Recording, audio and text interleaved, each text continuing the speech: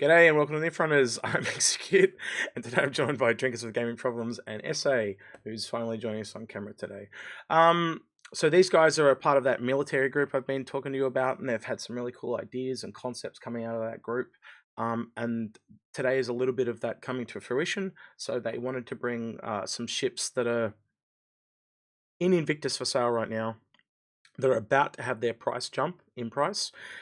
So this is kind of like your last chance to purchase before they jump. And they have some unique things that you may want to have a look at, especially military based. And then also one ship they kind of want to talk you out of that is quite popular, and they want to kind of explain why they don't recommend that. All right. Is there anything you guys want to say before we start? I'm good. Cool. All right. From me, I would say just that obviously we talk from a military perspective. It doesn't necessarily mean that because it's that way in the military, it's going to be that way in game. And also, and I know I'd speak for these guys as well, that if you really want it, you go get it and don't let anyone talk you out of it. Yep. This is more for people that are sitting on the fence. Yep. And it's I will still say that the value proposition for a lot of these ships is still not there for me. For some of them, but others it's increased their worth to the point that they are worth keeping. So yeah, but we'll go through that as well. So I'll give you my take. I'm sure everyone knows my take because I'm quite opinionated, but yeah. All right, kicking it right off. So we're gonna have the little 3D viewer down the bottom left here. So the first ship we're kicking it off with is the Redeemer. Who wants to go first? All right, I'll go first. I really like the Redeemer. You guys have definitely convinced me of its worth. I was a real big fan of this from the next great Star Marine. I know a lot of people hate the engines. I actually really like them. So I might be in the minority there, but I think that's really the reaction that you really get. You either get people that absolutely hate it or absolutely love it. And it probably does cause some issues for where the guns are going to fire and stuff like that. But I just really, really like it. And just with that post that John Crew did last week, showing the modules and stuff like that, and that's just one potential module. It just increased it again for me. So yeah, all right, that's my 2 cents. I'm gonna under the bus. Go Badgers! You're under the bus. Yeah, I think the Redeemer does a couple of things that we haven't quite got before. I guess the kind of the hoplite would be the closest, but it's an awful lot of firepower with space for a couple of people, a team of 4 to drop in. And I think we're going to see it used in situations like Kazavak's getting injured people out under fire because it's got the armor, it's got the ability to lay down that fire in a zone where necessarily other things like Cutlass Reds, like Apollo Medevacs, probably aren't going to want to go. So it's going to be quite versatile from that range, and I think the fact that we'll be able to change things out on it in terms of the modules is going to be quite good. I just got this visual from when I was a kid, and I remember them telling us about this man that used to pull people out on donkeys in World War II. And that's what I've just all of a sudden got. This is the guy that's literally just pulling you out on the back of a donkey. So it's like below a Cutlass Red. But you guys have also theorized in that group that one of the modules could actually be just a very simple, almost just a bed, not even a level 1 bed, but that could in fact be a module that just gives you maybe a level 1 bed. I don't know. So is that something that you guys have talked about? Do you want to elaborate, please? So, kind of going past the modules, looking at the capability of the overall ship, the jump seats give it something that no other ship with this kind of firepower has, and that's the ability to be able to go into a hostile environment, have suppressive fire on whatever enemy is there, unload a small tactical team, and then go up and provide overwatch, and then potentially, if there's injuries, be able to go and get them out. Um, that's just a very unique position for this ship. As far as the modules go, I do see a dedicated medevac type of module for it in the future. There possibly could be a cargo module so that it could be doing resupply, or maybe a small vehicle like a Ranger or a Dragonfly. There's a lot of potential the ship has in utility. Um, However, one thing that that just came out in this kind of sneak peek we had with the Redeemer, with uh, was it John Crew who was talking about it? Hmm. Um, having the We thought it was going to be a 5-seater, right? And Hmm. that's a really high crew requirement. But and then he explained that it's actually a 4, and that the there are 2 seats there. Only one of them had to be occupied to operate the remote turret, and the pilot could give up their turret if they chose to with that 5th seat. Yep. Well, we don't have command and control yet, but I could also see that 5th seat being a commander, a mission Mm. commander, someone who's monitoring, operations, calling in comms, and directing action. So You even it's talk. overall, Yeah. You even talked about that as a module too with a camera at one point, yeah? So someone yeah, sitting down possibly. in so almost like a command and control center in the bottom module. Do you want to elaborate on that too when you finish your point? I probably interrupted you, sorry. Actually, that's right where I was going. So the idea, one thing we're missing right now is we're missing command and control. There was always I remember when the Super Hornet came out and they said, oh, that 2nd seat potentially could be a command and control seat, for fleet action. But we don't really have a true uh, type of capability yet for ground combat. So one of the most important things you need in any type of insertion when you're putting people in, they're going in, they have a mission, is you need the ability to have eyes on them and to really monitor them to see if they need assistance, and and those comms, and that pilot. They're not going to be sitting, standing or parked. They're not going to be just hovering. They're going to be moving. They're going to be constantly keeping that shit, with different type of bearing on that target. And those gunners, same thing, right? They're not going to have the ability to be able to manage those comms of traffic and give direction instruction. Look at potentially. I would like to see some type of camera capability in the nose so that somebody in one of those seats can actually see what's going on. But the idea is that functionality is crucial for a successful assault. You have to have the ability to be able to see if your team's in trouble, if someone's coming in from another angle, those things. Mm. You and I'm not going to show them, but you did have real world photos of aircraft, or I should say helicopters specifically, that actually had that functionality. And I've also seen that functionality that you see it in movies and stuff like that, even on Apaches and stuff like that as well. So it is definitely something that is lacking in the Star Citizen. It's almost a part of data collection in a way too. It's not just command and control. There's also like the other thing that we took one of the ships we talked about today was the Terrapin. So it does fall into its purview as well, yeah, a little bit.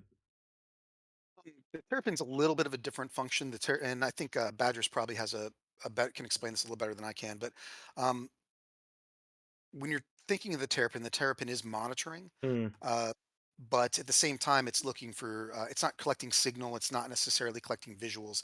yeah, It's more or less they call it a scan or scanning sweep, but it's like a radar. right. It's picking up what's out there, not necessarily an image of what is currently happening Okay. on the ground.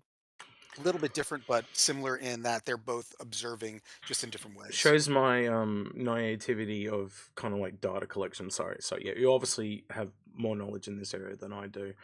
Um, is there any other modules that you would like to speculate on the ship, or more details you want to give on the ship, or do you want to move on to the next one? It's totally up to you two where you want to take this. No, I think just to elaborate on why I think the Redeemers just it kind of feels like Nook is what it's able to do is it puts a team in and then remains with them and provides it's a complete unit, right? Mm, Whereas so many other things, you deploy tanks, you need anti-air cover for them, you need some infantry to support them, or at least go and do what they need to do, or you lose a tank while the crew goes and does what the infantry should be doing. mm, The Redeemer lands a team. It then takes off. It's able to provide close air support. If it has a camera unit like SA was talking about, it's able to spot. I mean, I don't know how many people have seen it, but the video that Star Citizen put out, that CRG put out of all the different terrain types, those valleys, those sort of mm. canyon things, you can imagine when you're in them, your situation awareness is a couple of 100 meters. When you've got a Redeemer circling above you using the camera, it's able to see into all of the canyons at different times and is able to guide you in the right direction, give you a heads up as to what's coming. And it's that kind of overall image and I'm getting package that the Redeemer delivers. I'm getting this really weird vibe from in Aliens with the Mm. beeper thing. Beep, they're all around us.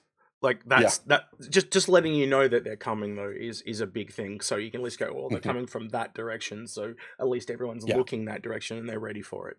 So yeah. And that's why the camera, because a lot of people will say, well, why don't the turret gunners just zoom in and have a look? Once we can get better optics on guns, what the camera, what modern cameras allow you to do is back off to a range of a good couple of kilometers where they can't hear you. And if there's any sort of ambient weather, they won't be able to see you either. And yet you're still able to give a crystal clear picture, often with thermals and the ability and night vision. So you're able to give that image completely without them even knowing that you're there. So that's stealth, that kind of there's a patrol coming past you, hide, they all get into some rock cover, patrol goes past, and effectively that could be done completely stealth. Essay, your camera's an internet issue, not your end. So just let it go and it'll sort itself out. So I guess we'll do you want to move on to the next ship then? So this is we'll move on to the one that you guys wanting to try and talk people out of. So the Aries. We're talking about both versions of the Aries here, but we only have the Ion in the view, so to speak. So do you want to kick us off with that one, Badgers? Yeah, I mean, CRG have out and out said that the Ion and the Inferno, they are both effectively modelled on the A10, and the idea is they give a metric butt ton of BERT forward, a lot of firepower forward, to focus on maybe subcaps or a target on the ground, come in one run, destroy it, and then back off. The problem for me is it doesn't fulfill the role of an A10. So what an A10 has is, it's got the gun on the front, and that's what everyone talks about. The troops will talk about how they love that, hearing that sound, because they know that someone's looking out for them. But an A10 also carries a ridiculous number of weapon pylons. It's got air-to-ground missiles. It's got the ability to carry air-to-air missiles and rocket pods and all sorts of other kit. It's also got a very good camera, like we were just talking about. So it's able to choose a whole bunch of different tools for a job. Whereas the Aries and the Inferno have missiles or a front-facing fixed gun. Yeah. I'm just thinking, just to elaborate, those cameras are just not a camera either. They're like night vision and thermal and all that type of stuff, Yes. which a Yeah, normal and turret often can't. will they be able to laser designate as well. So, They yes. can do all sorts of stuff. So a normal turret can't do that. See, that's a really cool No. ability for command and control. If the Redeemer can paint targets, that would be sick. And then like a ballista or whatever it is bringing in. Oh, that'd be mad. Yeah, give night the vision and thermals, please, CIG. Yeah. Your take on the Aries SO? I couldn't add anything else other than I would say it definitely has a role, and the role is important. But when we're talking about the monetary investment and the bang for the dollar for the ship, it just isn't there. It's such a specific use for the ship. The Ion may have a little more flexibility when you're thinking about taking down shields of larger ships, but in reality, uh, there's look at that ship priced at 220 and look at the Redeemer priced at 250. There's just $30 difference and so much more versatility in that ship. Well, even the MSR, because the MSR in concept was the same price as this, and it's what a third the size of the MSR. So yeah, and that's one of the reasons I don't recommend this ship myself personally. I definitely think a lot of people got brought into the hype or the roller cool on this one. But yeah. All right. Want to move on, or is that? Yep. We'll move on. I think it's one of those things that where it's going to excel is surprise, so it can stay steady. Because you think about it coming at you from a turret gunner's perspective. If it's coming at you, you don't even have to bother aiming. You just point and click and keep clicking until it turns away. Yeah. So when you get it when you're in an Aries and you're in a surprise situation, whatever you are pointing at is going to have an awful, awful day.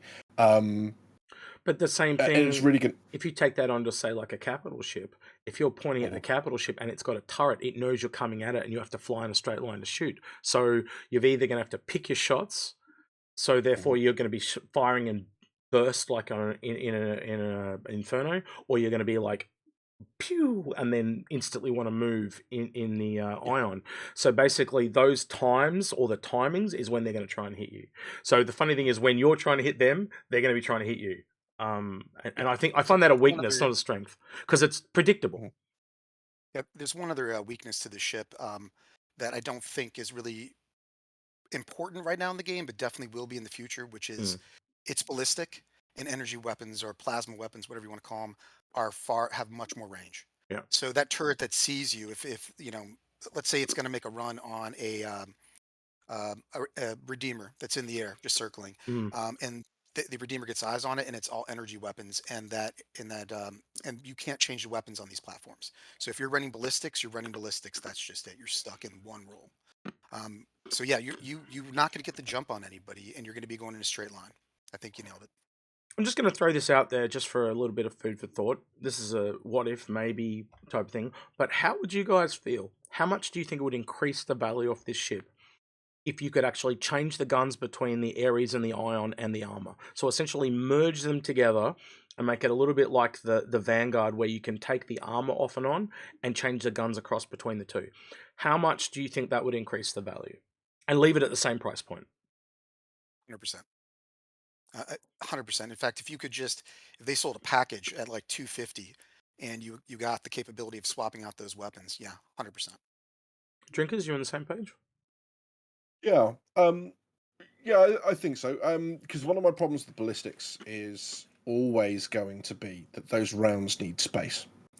So if you're doing some sort of force projection, i.e., you are operating away from a home base from a carrier, what else could go in that space that the hard rounds are taking up? Mm. So you've got missiles that could go in there, you've got torpedoes that can go in there, fuels, medical supplies, repair equipment.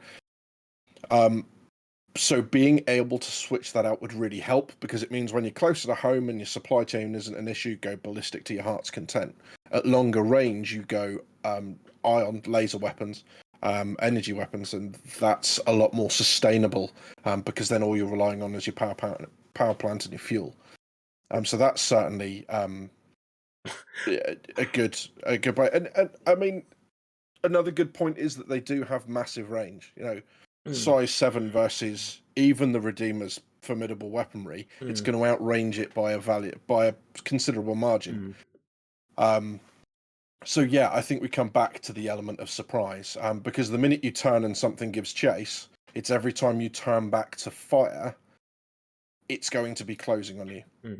So the way I would see that working is you close in, you get that safety buffer of size 7 to whatever weapon range that you're fighting.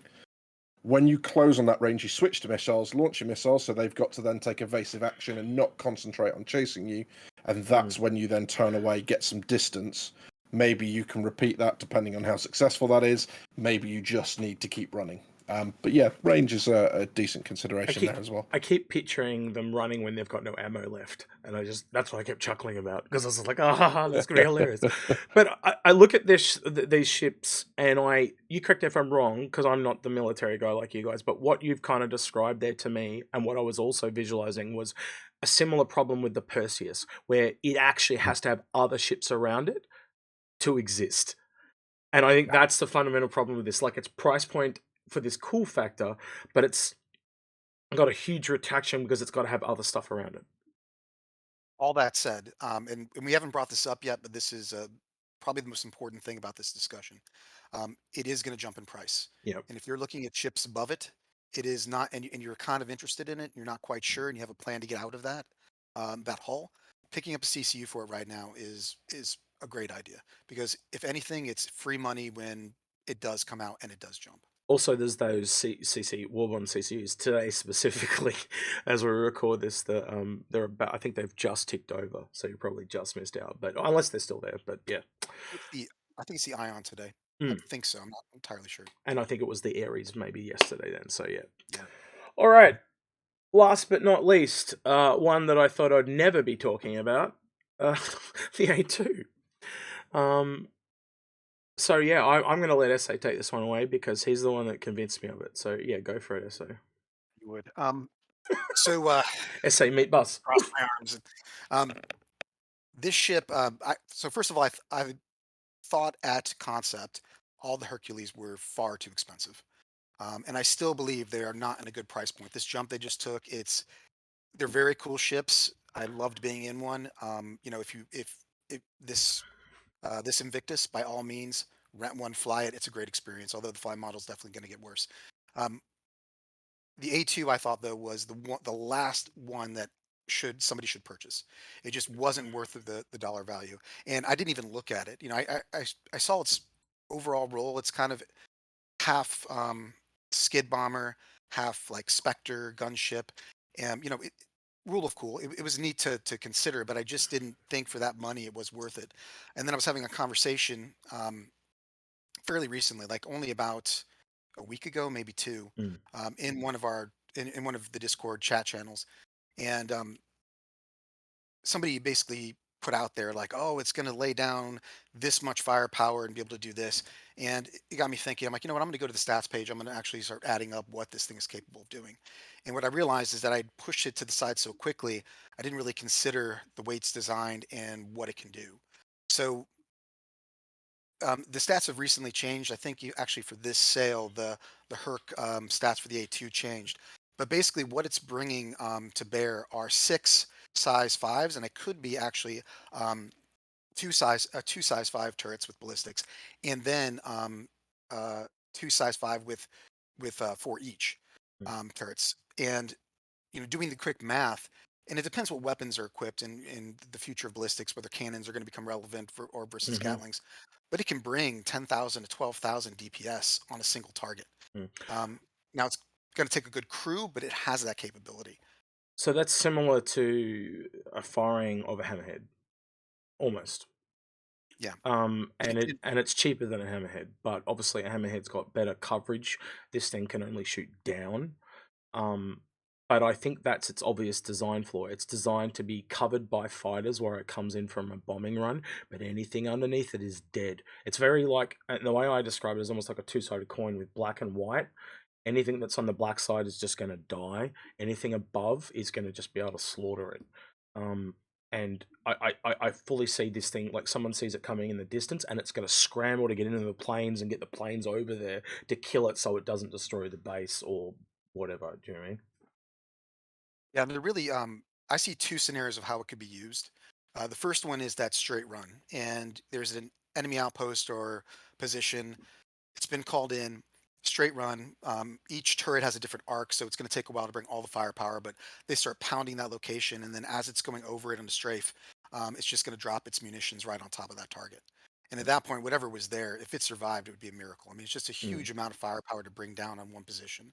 Um, you are right, though. I don't think it can operate alone. It's going to need, I don't know, maybe two, maybe a Redeemer or two, maybe a Hurricane or two, maybe a sentinel and a harbinger or something watching its top side, because otherwise it's a sitting duck for any aircraft that's coming at it from above and from the front. Now I can see Badger sitting over there all quietly and nervous because he's a Navy guy and he probably doesn't want to ask me his opinion, but I'm going to do it anyway. What's your thoughts on this one, man? Yeah, I mean, it's a bomber, right? And Navy doesn't have bombers, so yeah. What I mean, from a very layman's perspective on this, what I think will be interesting with the A2 is that it's from the bombing perspective. It's going to be one of those things that people rarely use for exactly the reasons we've just talked about, right? Mm. It's weak from the top side. You Yep. are going to want other craft escorting it. But I think every so often there are going to be a group of players who have got a base on a planet or something and they're building something up. And they're going to see these Hercules shaped things coming and go, oh, they're going to land tanks. It's okay. We've got our own. It's fine. And that moment of horror and realization as these things don't land. And they're Mm. like, oh, crap, they're the A2 variants, and Mm. knowing that what's going to happen now is going to hurt an awful Mm. lot. So Um, you've brought up sorry, go. you brought up a point that I've got to ask you both on it. So the obvious question is, Mhm. why would you take this over, say, so you, because you just said literally they're not going to use the bombs very often, right? So my question goes then, why would I take this when I can take the hammerhead? Oh, I mean, like half a dozen reasons. I mean, the first thing is this is designed to work in atmosphere. I mean, first thing, point blank, the hammerhead just isn't. Mm-hmm. Um, Second thing is that you have when you're doing these type of runs and you're coming in, the hammerhead has excellent ability to fire, because of the way the turrets are arranged and the to bring point to bear. But it's also a huge liability to put all your turrets in that single direction. And to be able to come down and do that, you're opening up the entire rear of the ship. The What this ship does well, and I know it has the weakness of the top and the front. I think that's by design, but having that rear turret being able to provide that, that approach vector, like Mm. the ability for someone to come up and sneak up behind it, is provides an excellent coverage. Last but not least, when you're looking at bringing down a hammerhead and bringing this down to ground, or if anything were to happen, because it's meant to work in Atmo, it's much more likely to be able to successfully get out of Atmo and be able to, bringing a hammerhead into the atmosphere is not going to be a light task. It's going to be a rather difficult task to get it in and out regularly. And if you've flown the hammerhead and had to take off out of atmosphere, versus flying the M2, it's night and day. Agreed. Yeah. Yeah. So And so so you could almost say like this is the hammerhead for atmosphere, and the hammerhead's better in space. Sorry to use a weird turn of phrase, but that's what I'm. So this is in planet, and that's off planet, essentially. Yes. Yeah. yeah, and I mean, it's going to perform. I think just it's going to be more multifunctional than the hammerhead is. So when I say bombing's not going to happen that often, it's A, because you need a target worthy of bombing, and B, because everything needs to travel through space. You're assaulting another planet or a moon, you're moving through space. Hammerhead exists in that environment. By default, hammerhead's going to get used more. But I think especially when you get large organizations and they do this method that CIG are talking about of you find a crashed capital ship and now it's your job to repair it. That's going to take a long time. They've already let us know that.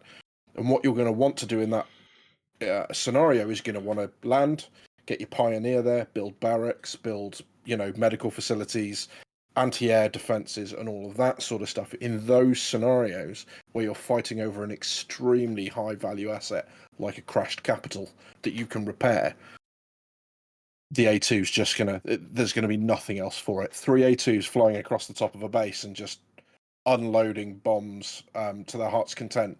And then with all the space that you'll have on board outside of those racks for troops, maybe minor vehicles, I'm not entirely sure what the layout looks like inside. Once you've added all the racks in, but and then the ability to, once the ground assault's gone in and neutralize the air defenses, you then support them almost by literally hovering over the top and just leveling everything below you. They are going to excel like nothing else in that role. They're going to outgun a lot of stuff. All right, then let's then, because that naturally follows on to my next question that's you've prompted me for. Let's talk about the bombs specifically. So, and I've had a total brain fart at cluster bombs. That's what they're called, aren't they? The little ones. Mhm. Yeah. So Yes. that from based on what you just said, then cluster bombs are probably going to be used a lot more frequently than Well, the so bigger one.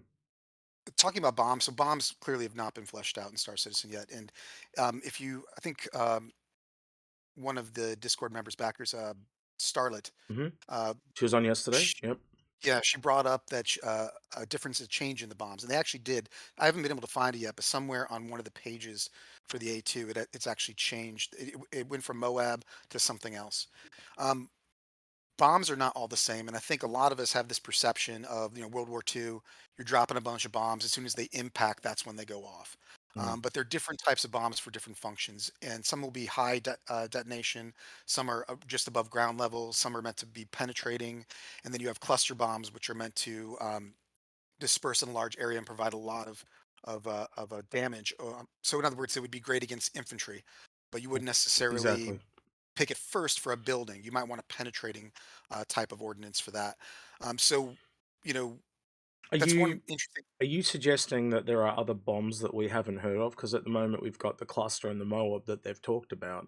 So you're suggesting, and I even think back to the cinematic that came out yesterday. They had a bomb there that we'd never seen before too, which was like a something in the middle between the two of them. Yeah, I think bombs is so. It's a weird discussion to have now because we don't know how far they're going to take it. And torpedoes are so straightforward, right? I mean, you're not going Hmm. to have a cluster torpedo. It's a torpedo. It's meant to impact the side of a vessel and put a large hole in it. Bombs are different. Bombs are kind of pick your poison. Like, do I want to drop something that has pyro? Do I want to drop something that's going to just intimidate, smoke Mm. even? I mean, there are different options for those. And I think they're probably going to try to stay away from that gameplay. They might dip their toes in it, but eventually, cluster in Moab, as they call it, although it's not one. Mm. I think that's just the start. They're just going to start there. Eventually, we're going to see more. If you guys can correct me if you think I'm wrong, but like from a design perspective, when I look at it, you've got your torpedoes that are automatic lock on, like fire, almost forget type of thing, and they tend to take out just the vessel or ship or vehicle that they're shot at, right? These are more dumb fire, but you have to manually target them, but when they hit, they're bigger and more explosive. No, completely wrong. You're shaking your head. It's Yeah, it's all over the board. So cluster bombs, yeah, probably are not going to be intelligent ordnance. They're going to be Hmm. drop them over an area it's widespread. But like modern munitions, they'll usually have, or sorry, not usually. I'm going to back off that comment. They have the capability, certain types, to be lased in where they can actually guide themselves. They're guided ordnance, where someone might, in a command and control So let from the me air or on ground, put a laser on it so that in the ordnance will realign itself to hit that location. So what I'm saying though, from the A2, we have not seen a smart bomb, as in a guidable bomb. They are all just drop bombs. So what I'm talking about from a design perspective, it looks like that this is a dumb bomb dropper, so to speak, whereas torpedoes are more like the smart bombs, so to speak. That's what I'm saying from a design perspective. You correct me if you think I'm wrong, but I have not seen a laser targeted bomb come out of an A2 yet. I could be 100%. completely Nothing about wrong, them. but just from a design perspective, that seems to be where they're going. They're going that World War II analogy where this is the bomber, so it drops stuff off and it dumbfire bombs them. And then if you want to fire torpedoes, they're more like a smart bomb that is targeted and locks on. That's what I'm seeing from a design perspective. But from a military one, and today, I totally see where you're coming from. I just don't see that in game yet represented. What you were talking about, the Yeah, guided bombs, I don't see them yet.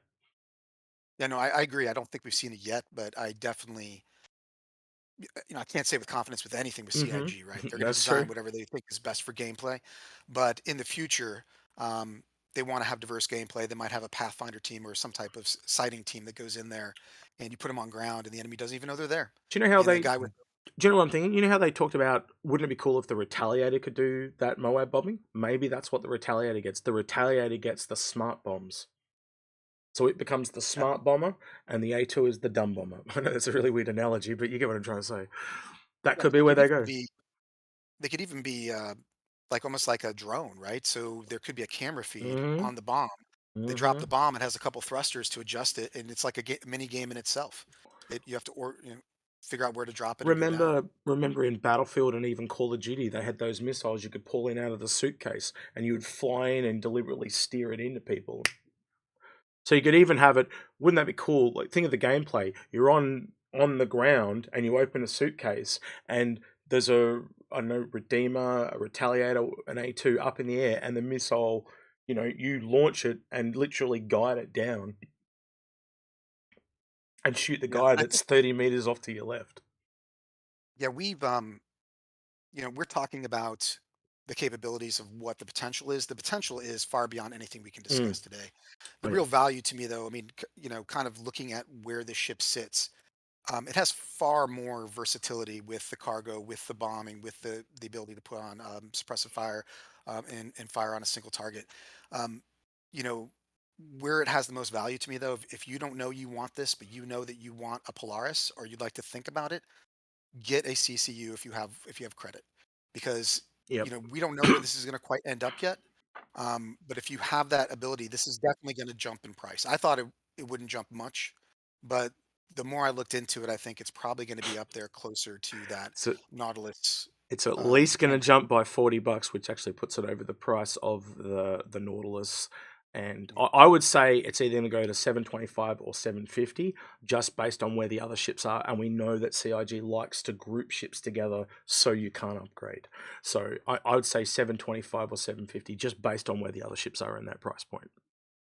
In worst case scenario, you don't like it, get a Polaris. $25 to turn it into a Nautilus or a Hammerhead, or I think it's $50 to turn it into a Polaris. So no, if you are considering it, and it is niche, right? It is niche, but there's no reason. Let me put it this way: worst case scenario, as you said, the Polaris, right? If you've got an inkling of going to a Polaris, sit on it on this, so when it comes out at the end of the year, you can have a play with the A2, and then make a decision. And then if you want to go on to the Polaris, you can just apply the Polaris when that comes out, because at least then you got your exit strategy. I still think it's a really hard ship for its price to sell me on, but I definitely, like when we talked about the Vulcan the other day, it's definitely increased in value for me. It's definitely gone up in value. I just, there's so many, you can buy 3 ships for the price of 1 in some cases, you know? Yeah. So, And for me, that value is dependent on how far it wholly dependent on how far CRG are going to take it. Because, like we said, if they're going to introduce a lot more types of munitions that it could supply, and the way in which you deliver that, be it guided, unguided, whatever, then this is really going to come into its own. Especially if they're going to add things like, maybe ground mining installations that you could build, fixed mining, that make you money. All of a sorry, sudden, I thought sorry, when you said mine, I thought you said, what if it dropped mines and like made minefields? I was like, I got really excited.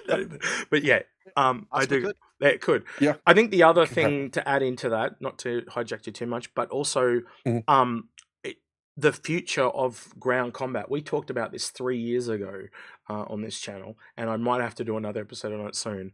But literally, I think this game has got a lot more depth on the ground combat than we've touched the surface on. I think Theatres of War has shown that. And I also think the fact that they're bringing out so many vehicles, that literally in space is now equal, for me, you guys correct me if you think I'm wrong, but I think they're 2 sides of the same coin. You've got in space and then you've got on ground, and they're both just as important. And I think on foot even falls into another third category, and they're all got their equal space now. Yeah. Well, what's the point of owning, or any of space if you don't take a planet or an outpost or a station? So yeah, I agree entirely. And Theaters of War is definitely, I have my own theories on Theaters of War, but it's definitely going to be more than what most expect it to be. It's not going to be a Star Marine. It's going to be something far more advanced and far more in depth and have a huge diversity of roles. We will do I'll get you in on that episode for the future of ground combat number 2. I think because you and I have talked a fair bit in the last couple of days, so I agree. All right. Well, this really tangented and went off in multiple directions. I thought would be wrapped up by 20 minutes. We're almost at 40 minutes, and we just talked about the A2. So, all right. Drinkers, where can people find you? On YouTube at Drinkers with Gaming Problems. I've restarted content. I've been away for a couple of weeks, so you can find me on there, and hopefully a streaming schedule coming soon. Ooh, I might have to join you as a guest, just to terrorize you. Ese, where can people find you if they want to talk to you and ask you some questions? On your Discord. Yeah. So on the Inforunners Discord, we are looking at expanding out to some other groups so people can go back as we do those professional episodes and pose questions to the professionals if you'd like to find out more. But obviously I've got to talk to those professionals and see if they were actually prepared to answer questions and stuff. But that is something I'm looking at because, again, if you guys ask questions, eventually it's going to prompt things that they didn't think of, and we might get another episode out about mining as an example, or another one on search and rescue. And I do have a repair one recorded, but because of Invictus, it's been delayed by like 2 weeks. So I'm hoping to get that out just after Invictus. So look forward to that as well. All right then. And I've been forgetting it all week long, and I just saw it, so I'm going to click it. Hashtag Jaden in the comments below for Eric Lanza, who's unfortunately no longer with us, but his mate is looking for a new home for his former mate's ship.